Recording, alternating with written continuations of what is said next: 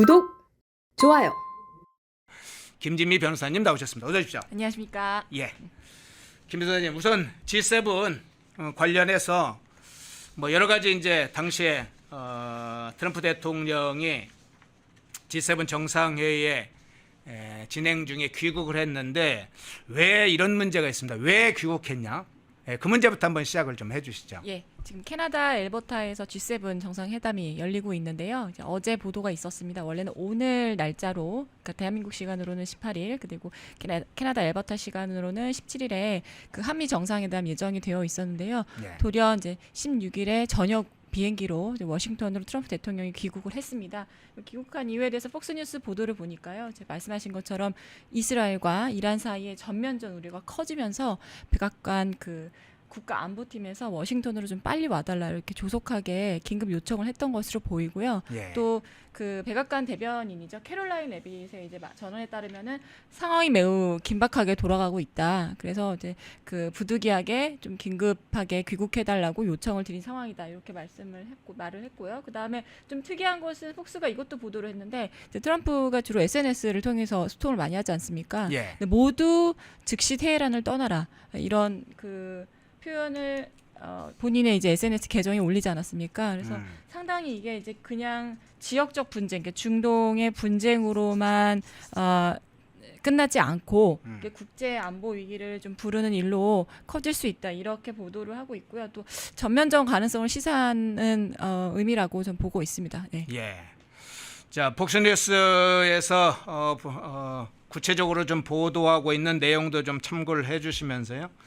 자, 트럼프의 그런데 폭스뉴스를 포함한 귀국 후의 여러 행보들도 지금 알려지고 있죠. 예, 맞습니다. 예. 그 일단은 NSC라고 해서 국가안보회의를 먼저 이제 조속하게 이제 그 조기에 마련을 했고요. 그다음에 국가 정상회담들끼리 들어가서 이제 말하는 시큐리티 룸 회의가 있습니다. 그래서 예. 그거를 조속하게 이제 운집을 해서 어떻게 이란에 대응할 것인가를 지금 구상 중으로 알고 있고요. 뭐 옵티컬한 그런 전략을 구사하고 있다, 이렇게 얘기하고 있는데, 보기에는 지금 미국 같은 경우는 위성, 그리고 레이더망, 그다음에 레이저로 유도하는 그런 아이언돔 같은 것도 지금 이스라엘과 상당히 많이 구축을 하고 있지 않습니까? 예. 그런 걸 통해서 좀 지원을 하려고 하는 움직임이 있지 않나. 그리고 트럼프 대통령의 말 중에서 좀 기억할 만한 것이요, 그냥 단순히 불을 끄는, 그러니까 시즈파이어 하는 수준으로는 끝나지 않을 것이고 정말 진정한 종식을 원한다, 이런 이야기를 했습니다. 그래서 아마 국가안보회의를 긴급하게 소집을 한 것 같고요. 핵이라는 것이 단순히 어떤 특정한 나라에 있다고 해서 그 지역 문제만으로는 볼 수가 없는 부분이 분명히 있거든요. 미국 입장에서는 또 예. 중동까지도 관리를 해야 되기 때문에 그런 부분에서 이제 핵에 대한 완전한 정리에 대한 확고한 입장을 본인의 이렇게 워딩으로 표현한 것이 아닌가. 그래서 긴급하게 백악관 회의를 주재한 것으로 보입니다. 네. 예. 자, 트럼프의 구체적인 이후의 이제 행보를 조금 더 자세히 살펴보기 전에요.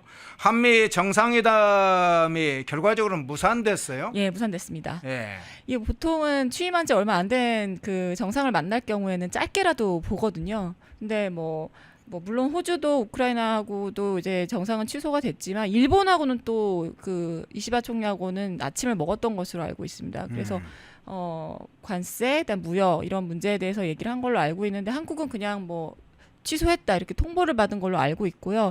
사실 해야 될 얘기가 되게 많지 않습니까? 외교 안보나 당장 관세가 급하다 보니까 철강이나 알루미늄이나 이런 부분에 대해서 관세를 좀 내려달라고 이야기를 해야 되는 와중에 돌연 취소가 됐고, 또 나중에 일정을 다시 잡자고 일단 전 한국 언론에서는 그렇게 보도를 봤거든요. 근데 네. 아직까지 듀데이트가 잡힌 것은 아니어서 좀 묘연하다. 그래서 돌연 취소가 됐다, 이렇게 이제 보도가 됐고, 이것에 대해서 외신을 찾아보니까 한국에 대한 언론은 또 없더라고요. 그래서 보도 자체를 안 했어요. 보도 자체를 안 했습니다. 그래서 네. 다른 정상 뭐 호주나 뭐 우크라이나나 이런 정상하고도 회담이 취소가 되긴 했지만, 사실은 한국 같은 경우는 이제 정권 교체가 된 지 얼마 안 되지 않았습니까? 열흘밖에 되지 않았는데 그냥 패싱을 했다는 것 자체가 좀 우리나라의 외교의 국격을 좀 실추시키는, 뭐 실추시켰다기보다는 좀 무시당한 그런 것 같은 좀 느낌을 받았습니다. 네. 예.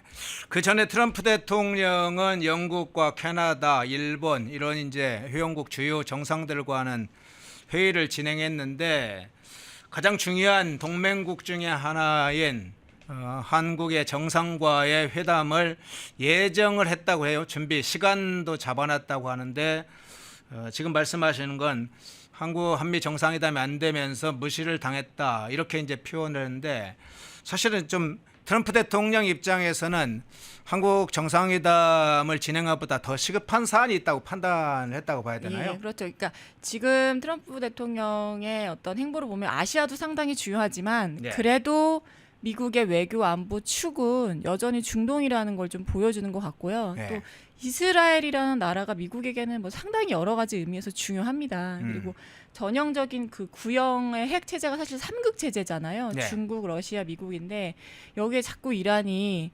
NPT 조약을 어겨가면서 또 IAEA 사찰도 거부하면서 카메라도 떼면서 뭐 이런 일이 있으니까 이게 상당히 중동이 말하자면 골치 아픈 문제로 떠오른 것이죠. 또 트럼프가 그 외교 비용, 그러니까 그 군사 비용에 대해서 굉장히 민감하잖아요. 네. 중동에 만약에 이란에 정말 핵 시설이, 그러니까 그 ICBM이라고 하죠, 대륙간 탄도미사일이 발사될 수 있는 체제 자체가 설치가 되면 굉장히 민감한 이슈로 떠오를 수밖에 없거든요. 그래서 중국과 주로 이제 관세나 무역 전쟁에 치중했던 트럼프가 중동도 관리를 해야 하고 또 바이든 정부 때는 사실 2번이나 공격을 당하지 않았습니까? 10월 7일에 하마스, 10월 8일에 아마 헤즈볼라한테 당했을 겁니다.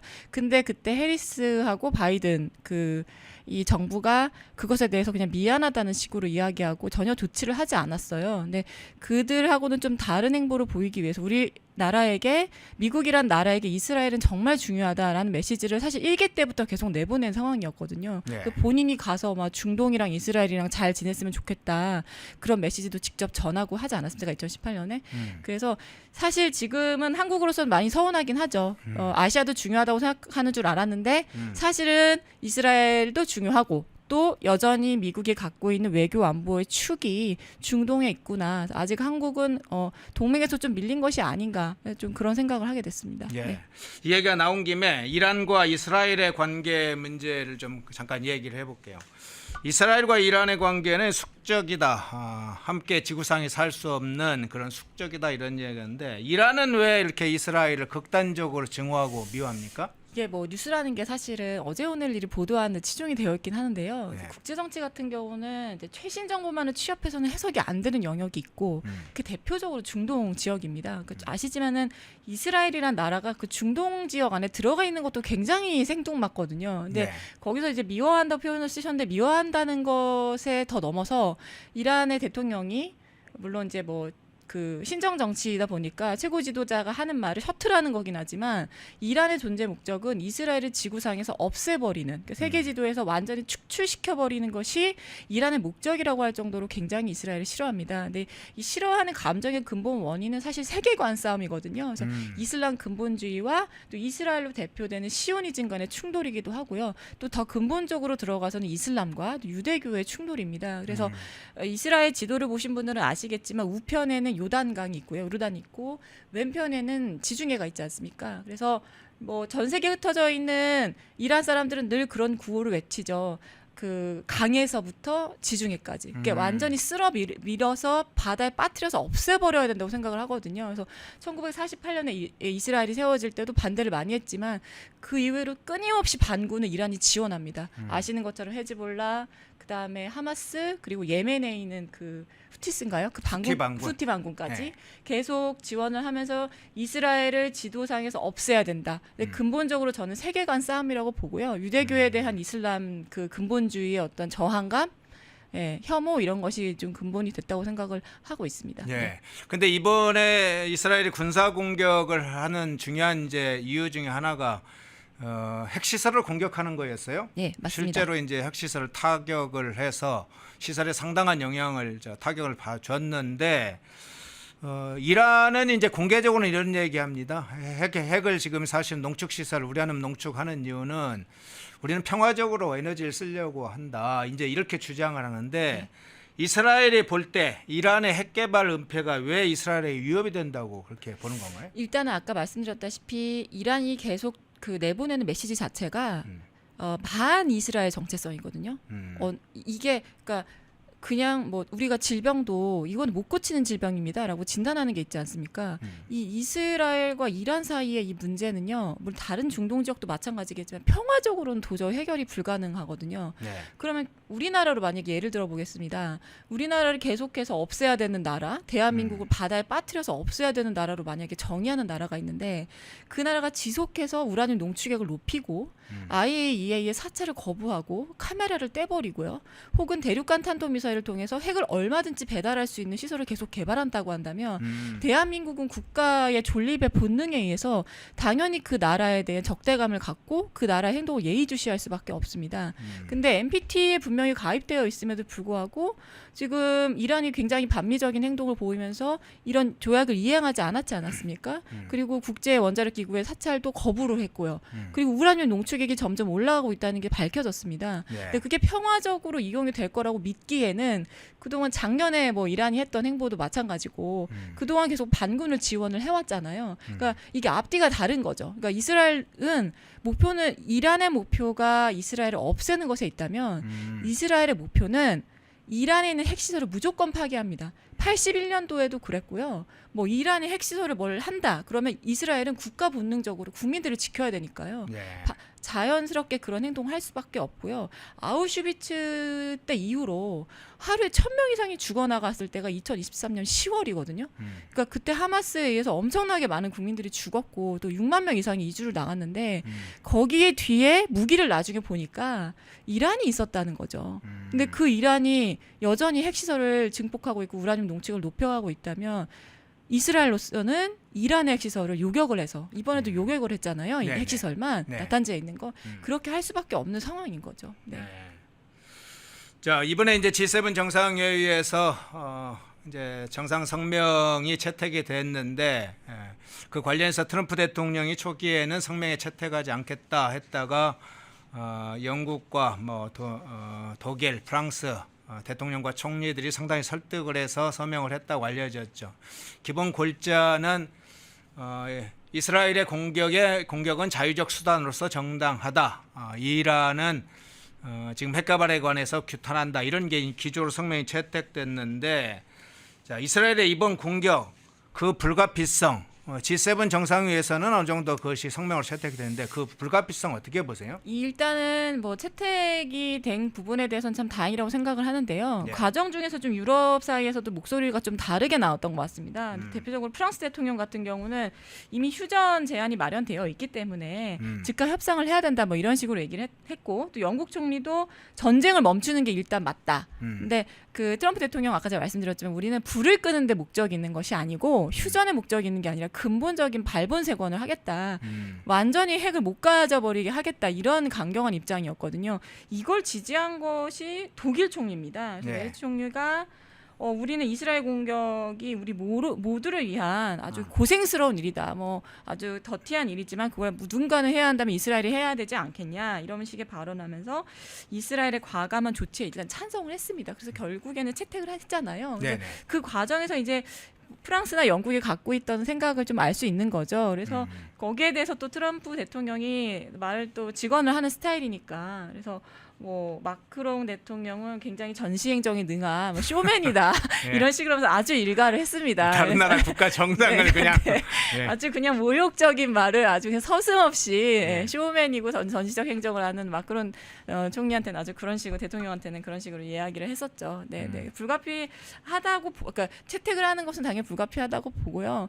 지금 어제 아까 말씀드렸지만 뉴스라는 게 어제 오늘 일을 보도하는 일이다 보니까 뭐 1, 2년 전 일이 잘 기억이 나지 않을 수 있어요. 근데 그 오히려 미국에 있는 언론들이나 뭐 스피커들은 이스라엘이 이렇게까지 참는다고? 많이 참지 않았나? 이런 의미가 있고 또 제가 미국도 좀 참 이해가 안 됐던 것은 2023년, 2024년 정도 이제 바이든 행정부였잖아요. 네네. 이스라엘 안에 상당히 많은 미국 기관도 있고 군인도 있거든요.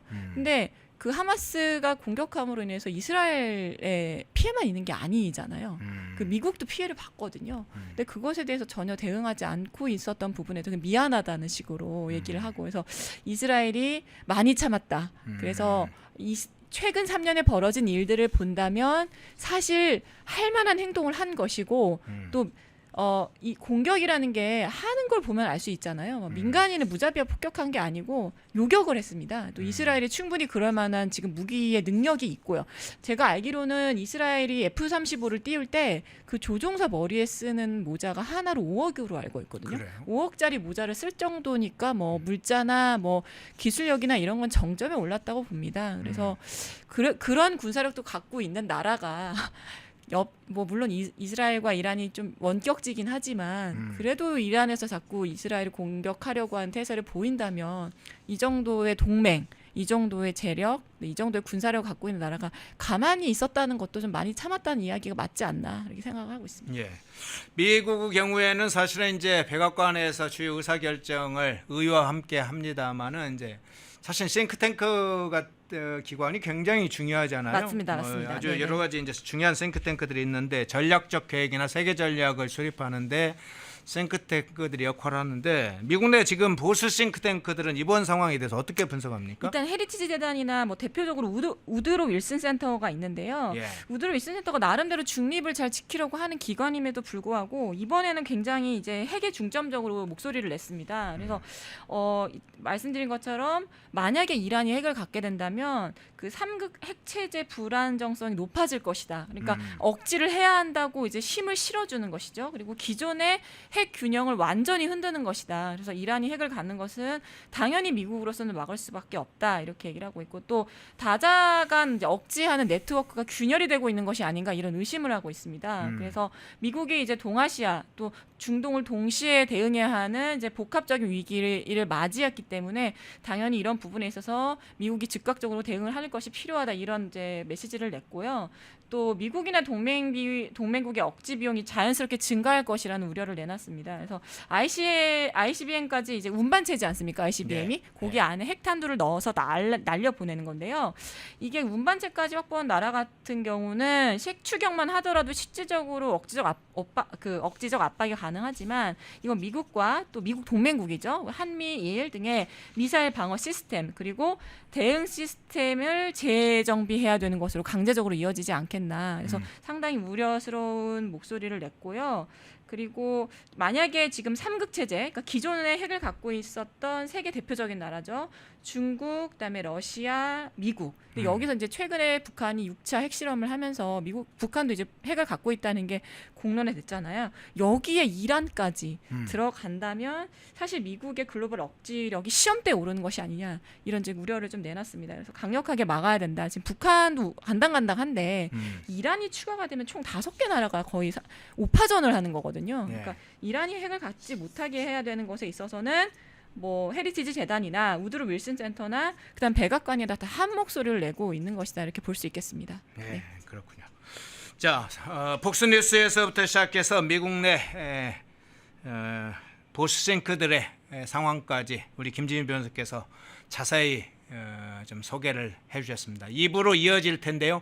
1부에서 먼저 그런 외신의 중요한 내용을 좀 다뤄봤습니다. 김지미 변호사였습니다. 고맙습니다. 감사합니다. 펜앤마이크와 광동이 함께 준비한 광동 루테인 밀크시슬 혈행 개선, 노화로 인한 눈 건강, 간 건강. 펜앤마이크 TV 단독 할인 2개월분 한 박스에 3만원, 6개월분 세 박스에 84,000원. 펜앤마이크 구독자 전용 댓글 상단 할인 링크에서 구매 가능합니다. 전화 문의는 1661-6915, 전화 문의는 1661-6915. 펜앤마이크와 광동이 함께 준비한 광동 면역보감 데일리 스틱 2024년 건강기능식품 대상 높은 흡수율, 휴대와 섭취가 간편한 스틱형 펜앤마이크 TV 단독 할인 1개월분 한 박스에 33,000원, 3개월분 세 박스에 9만원. 펜앤마이크 구독자 전용 댓글 상단 할인 링크에서 구매 가능합니다. 전화 문의는 2661-6915, 전화 문의는 2661-6915. 펜앤마이크와 광동이 함께 준비한 광동 혈당혈압 콜레스테롤 케어 솔루션 식후 혈당 상승 억제, 체지방 감소, 혈중 콜레스테롤 개선, 높은 혈압 감소. 펜앤마이크 TV 단독 할인 1개월분 한 박스에 25,000원, 3개월분 세 박스에 66,000원. 펜앤마이크 구독자 전용 댓글 상단 할인 링크에서 구매 가능합니다. 전화 문의는 1661-6915, 전화 문의는 1661-6915. 펜앤마이크에서 추천하는 영상도 보고 가세요. 다른 영상도 즐기시려면 구독 버튼을 꼭 눌러주세요.